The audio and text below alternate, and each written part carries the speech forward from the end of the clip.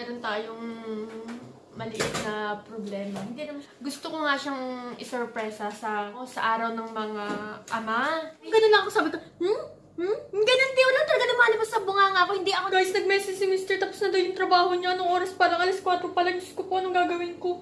Shucks, hindi pa ako tapos.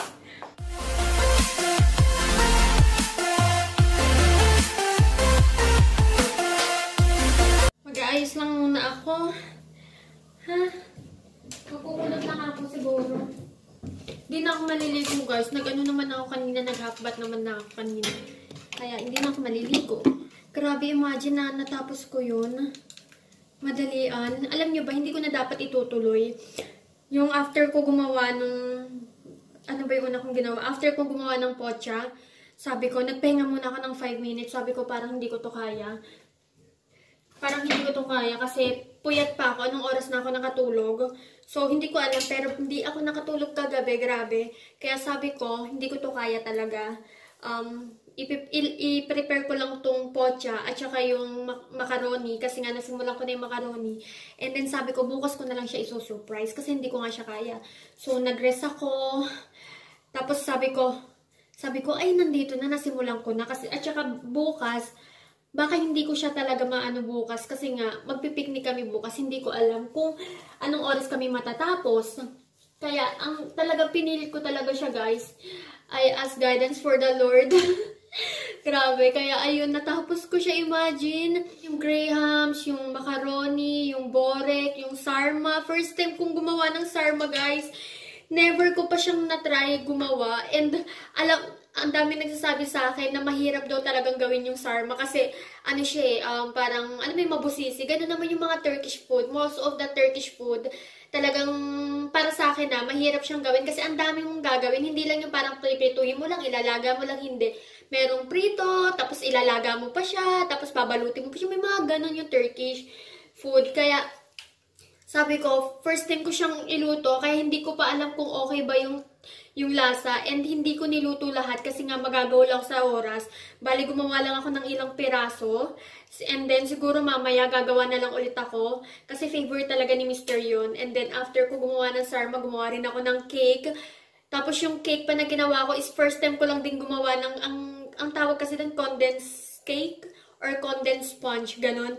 First time ko lang din gumawa nun. So, alam mo yun, tapos naubusan pa ako ng condensed milk kasi ang gagawin ko sana talaga yema cake, kaya lang naubusan ako ng condensed milk. Ayoko naman lang pumunta pa ng market para bumili ng condensed milk, diba? So, sabi ko, lalagyan ko na lang siya ng, ano ba yung frosting yata tawag doon. Icing, lalagyan ko siya ng icing. Ang nangyari naman is yung icing nag-melt sa sobrang init. So, lagyan ko kaya siya ngayon kasi yung cake hindi na mainit. Lagyan ko na lang siya ngayon. So, ayun yung nangyari. And then, ang ginawa ko puro favorite niya, guys. Gumawa pa ako ng bread. Tapos yung bread pa, hindi pa siya umalsa kasi wala nga akong pampaalsa. Alam niyo, wala akong yeast. Grabe. Grabe talaga tong araw na to. Hindi kasi to nakaplano. Friday ngayon, guys. Hindi to para ngayong araw. Para talaga to sa Sunday. Kaya lang nga kasi nagkaroon nga ng mga, alam mo na, yung mga hindi mo sukat akalaing bagay. Charot. Kaya ayun. Kulot-kulot lang tayo.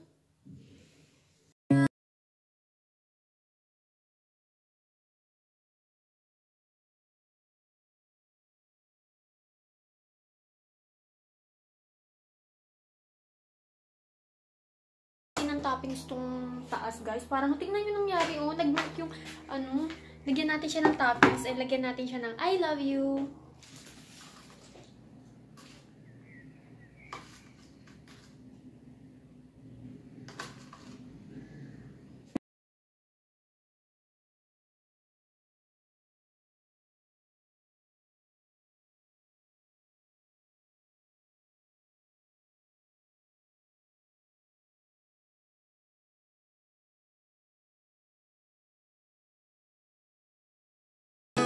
Guys, ayan na yung cake.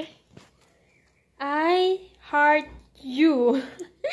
Eto mga, ayan yung mga icing kanina na nilagay ko. Pasaway. Okay na yan. Guys, wala pa siya dito. And maghanap tayo ng damit ni Yaren. Gusto ko yung color green para same kami ng mga color. Kailangan ko lang color green ipagsusuotin ko na lang siya ng red. Si Yaren kasi para same sila ng papa niya naka-color red. Wala na ibang t-shirt si Mister. Ayun lang talaga. Kaya lang. Teka, ako din magre-red din ako. Para lahat kami naka-red. Ito, pasuotin ko siya neto. Si Yaren. Magre-red din ako kasi si Mister naka-red. Ako din naka-red. So, para Colonel. Ginising ko si Yaren. Hello! Kagigising lang yung ginising ko. Gutom na kaya siguro yan. Kasi ako gutom na ako eh. Tagal ni Mister. Kanina, pinagpe-pray ko na sana wag muna siyang dumating. Para matapos ko. Ngayon naman, natatagalan naman ako, di ba? Kalerky. Tignan niyo yung ginawa ko kay Yaren. Wala kasi siyang red pala na t-shirt. Kaya ang ginawa ko, pinatong ko na lang to dito sa t-shirt niya. Hi, Yaren! Eto, nilagay ko lang to dito para kunyari naglilinis ako. Para mamaya hindi na ako mamadali pang tanggalin itong mga to. Si Mister, pumunta daw siya ng market na naman. Naghanap siya ng ibang printer. And eto, tatanggalin ko, ilalagay ko yun dun sa labas. Madalian, mamaya na. Kasi, pagdating niya kasi naliligo yun siya kagad. So, pag naligo siya dyan, dun ko isasaktong aayusin ko tong lamesa lahat. O, diba? Para pagkalabas niya ng toilet, surprise! Surprise natin, Baba mo? Ha? Are we going to surprise Baba? You say Happy Father's Day, Baba! So, ngayon, ililipat ko lang yung mga files ko sa laptop kasi puno na tong cellphone ko. Baka hindi tayo makapag-vlog mamaya. Everything is ready na. Inaantay ko na lang si Miss. Ang tagal niya. Alam niyo ba, may gusto pa siyang puntahang market. Siguro 4 na market na yung pinuntahan niya. May gusto pa siyang isa pang puntahan. Sabi ko, wag mo nang puntahan. Wag mo nang pilitin. Kung wala kang makita, wag mo nang bilhin. Next time na lang. Sabi ko, gutom na ako. Nag-message na, nag-reply siya, sabi niya, okay, pauwi na ako. Gutom na talaga ako, guys. Kinain ko lang kaya Quaker Oats yung kanina. Wala na akong ibang kinain. Gumawa ako ng dalgona. Ang nangyari, nabasag yung basong may laman na tubig. Grabe, ano ba itong nangyari ngayong araw na to? Oy, isusurprise ko siya ng maghahanda nga ako sa kanya ng mga favorite Turkish food niya. And then, bibilhan ko siya ng iPad. No, not iPad. Bibilang ko siya ng AirPod. Matagal ko ng plano yon. 2 weeks ago pa, ata, or 1 week ago. Basta matagal ng plano yon. And then, yeah, just watch this clip. Tatagalugin ko lang kasi nandito si Mister. So, sa pagkakaalam nyo, malapit na yung kaarawan ng mga tatay. Plano ko talagang regaluhan si Mister ng yung gusto niyang, ang hirap tagalogin, yung para sa kanta, yung ilalagay sa tenga mo, na mabibili mo lang siya sa Apple.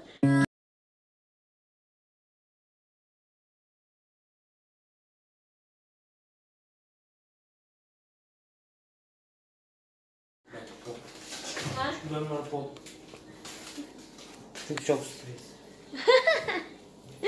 Nagulat daw siya sa surprise ko kasi ang nangyari, guys, gato ang nangyari. 1 week ago, ang plano ko, sabi ko, Father's Day ngayong buwan. Gusto kong isurprise si Mister. Siyempre, paghahandaan ko siya. And gusto ko rin siyang bilan ng regalo. Kaya lang hindi niya binibili. Kasi hindi siya bumibili ng bagay na para sa kanya. Lagi siyang bumibili para sa akin, para sa bata, para sa pamilya ko. Ganun lang lagi siya. So, sa sarili niya, hindi siya talaga bumibili. So, sabi ko, total, may sahod na ako sa YT. Bibilang ko naman siya kahit papaano. Nung AirPod ata tawag din. Yung Bluetooth na earphone. Tapos nag-search ako sa Amazon, meron mga mura. Sabi ko, bakit ang mura neto? Fake naman to. Gusto ko yung original. Eh, yung original medyo pricey. Tapos sabi ko, okay lang, no problem. Total, ano lang ba naman yung AirPod sa, binibigay sa akin ng asawa ko, diba? So sabi ko, okay, bibila na ako. Tapos nung mag-order na ako, nag-error yung card ko. Naalala ko, nagastos ko na pala yung salary ko dun sa YouTube. Although hindi ko naman pinagsisisihan yung pinuntahan nung sahod ko. Wala naman akong pagsisisi doon. Parang ako lang na ako yung tumutulong. Tapos parang ako pa yung nawalan. Yung may gusto akong bigyan. Tapos ako pa yung nawalan. So parang sabi ko, ako pa yung naiyak pa nga ako. Sabi ko, naiyak na ako. Kasi nga, sabi ko, ano ba yan? Si Gunner, sabi ko, kung kailan may bibilin ako kay Gunner, tsaka pa ako nawalan ng pera. Although may cash naman ako dito, kaya lang hindi ko pwedeng gastusin yun kasi malalaman ni Gunnar nga na ganun yung mangyayari. Malalaman niya na bakit ako bumili ng ganun, di ba? Eh, ang gusto ko nga is orderin ko siya online, tapos i-deliver na lang dito, tapos magugulat na lang siya may dumating na cargo, di ba? So, paano ba? Paano ko ba siya may bibilhan? So, kinonta ko yung kapatid ko, yung sister ko. Sabi ko, ate, I have plan nga na ganito, na gusto kong bilang si Gunnar ng AirPod, kaya lang kasi nag-error yung card ko, wala nang laman, ganyan. Sabi ko, may pinaggastusan ako, okay lang ba sa'yo na ikaw muna mag-order sa Amazon, ganyan. Sabi niya, okay siya na daw mag-order, ganyan, or magpapadala na lang siya sa akin ng pera. Kaya maraming salamat sa kapatid ko na very supportive. Ang plano talaga, bibili yung kapatid ko doon, tapos ipapadala niya na lang dito. Kasi yung kapatid ko nasa Netherlands. Tapos, nag-change ng plan. Ang sabi na lang sa akin ng ate ko, magbibigay na lang siya sa akin ng pera.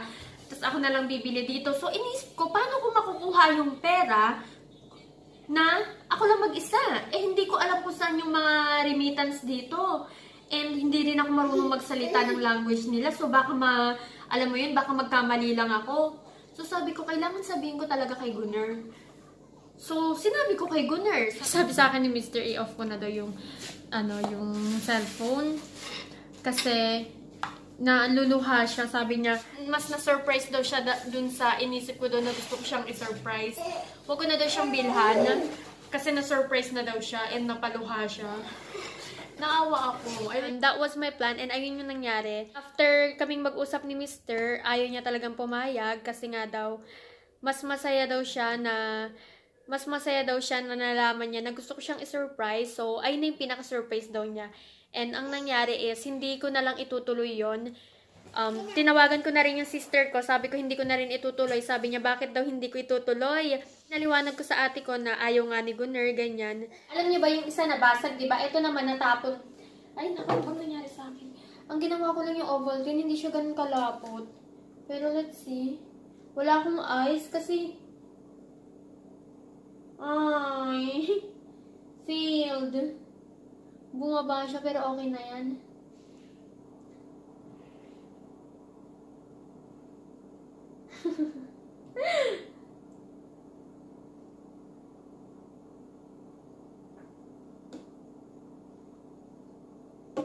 And then, lagyan natin to.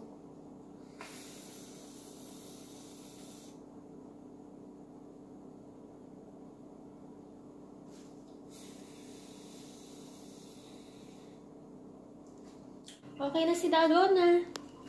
Hindi siya umakyat kasi wala siyang ice. Kaya hindi nagstay yung chocolate dun sa taas. But anyway, okay na yan. What did you buy? Guys, nandito na siya. Magsisimula na tayo maglinis.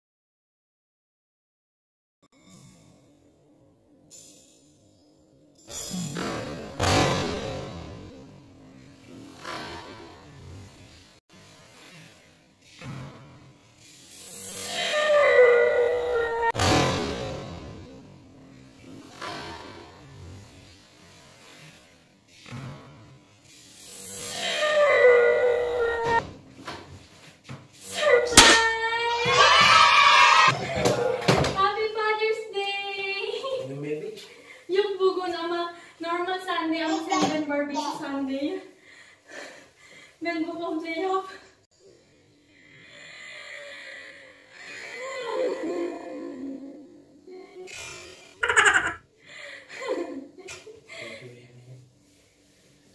Nandun sa Jacob.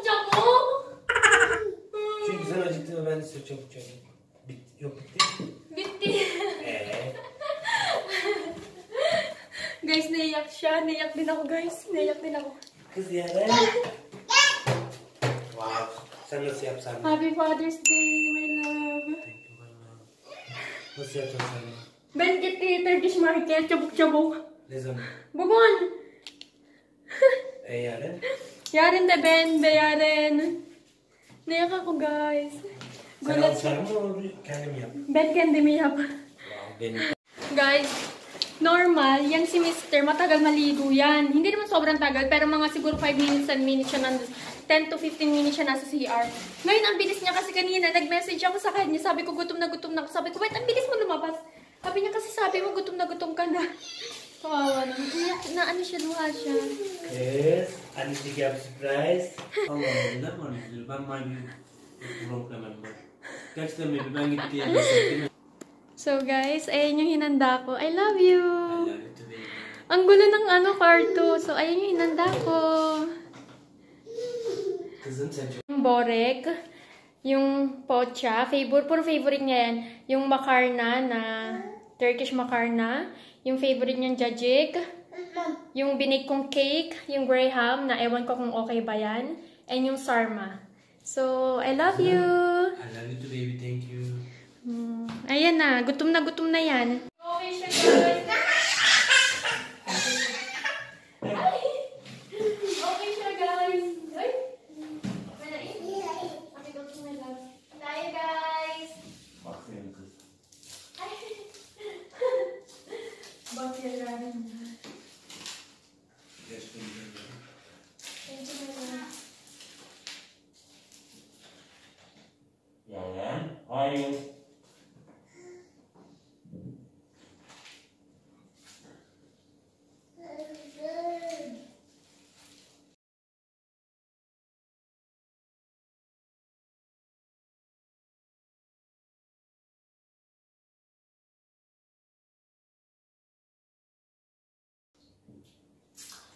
Guys, sa Turkey, pag may mga birthday o kaya may mga okasyon, ganito yung typical na handa nila.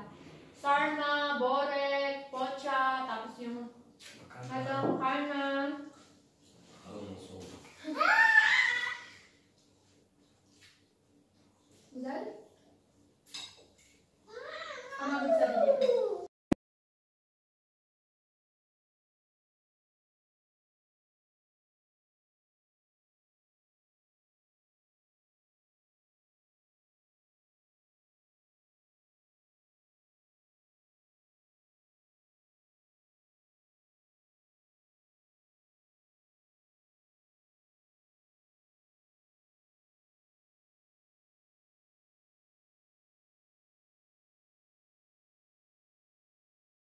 I love you. Akıllı kızım benim. I love you too. No, ben kalsın. Bu var iki. Bu yok. Çünkü bu bozdu sonra. Gerçekten? Nasıl? Wait a minute.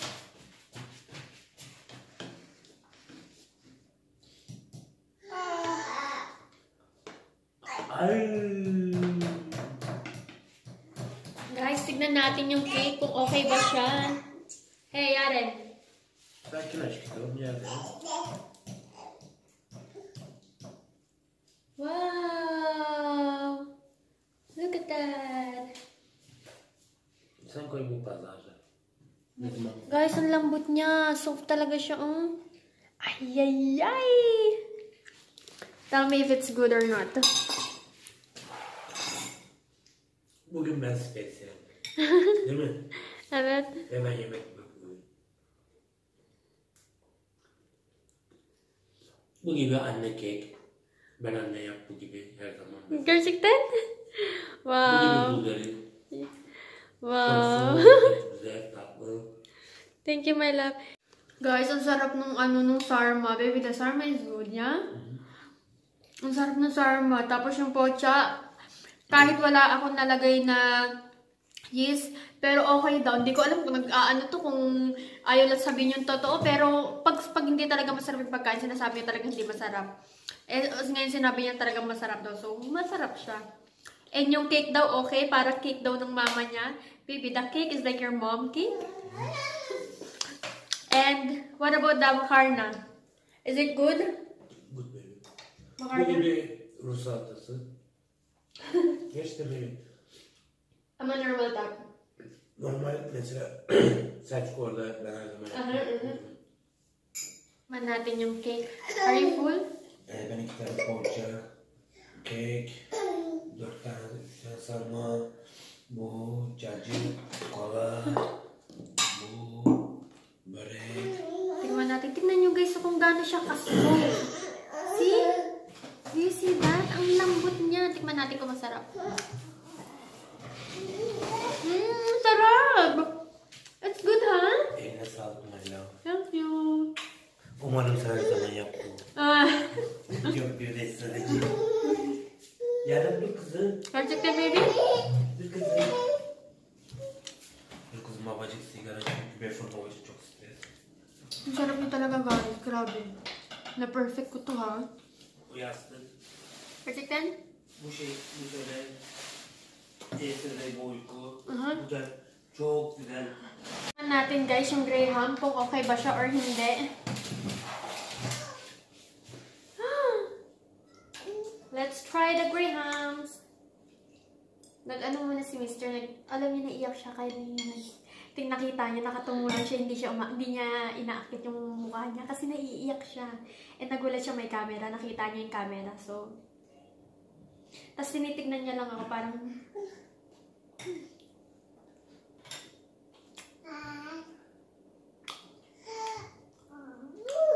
sarap guys. Alam niyo, natutuwa talaga ako sa sarili ko. Biruin niyo yun. Natutuwa talaga ako sa sarili ko, baga.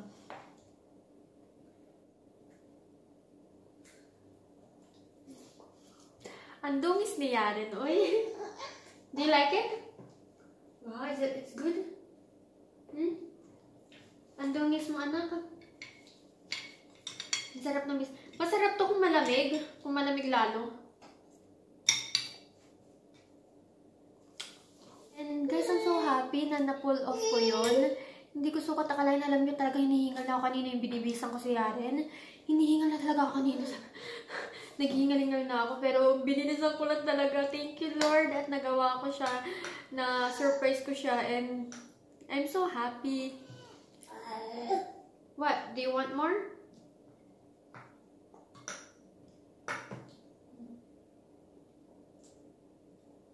I'm so happy lang na nagawa ko yun. And happy Father's Day sa mga asawa nyo, sa mga papa nyo, and sa mga nanay na tumayong tatay na din. So, yeah, happy Father's Day to everyone. Hi, Yaren!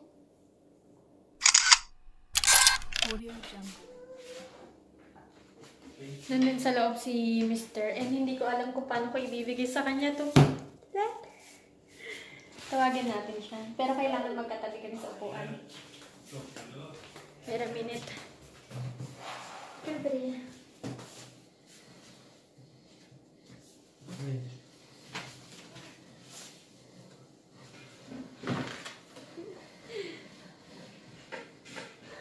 Naiiyak siya, guys.